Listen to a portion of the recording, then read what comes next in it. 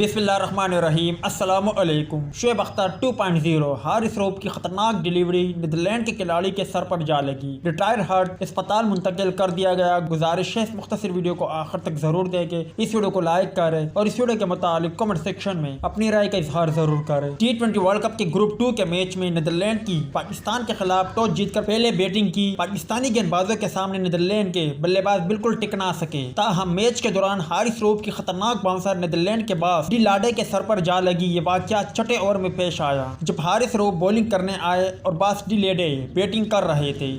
उन्होंने हारिस रऊफ की खतरनाक तेज तरीन बाउंसर को पुल करने की कोशिश की, लेकिन वो उनके हेलमेट से निकल के उनके आंख के नीचे जा लगी। उसके बाद वो क्रीज पर ही बैठ गए और फिर फील्ड से रिटायर हर्ट होकर चले गए। वो 16 गेंदों पर 6 रन बनाकर गए। कमेंटेटर के मुताबिक उन्हें अब अस्पताल ले जाया जाएगा और उनका चेकअप किया जाएगा। आप मुख्तसर तस्वीरें स्क्रीन पर देख सकते हो। वीडियो अच्छी लगे तो इसे लाइक जरूर करें।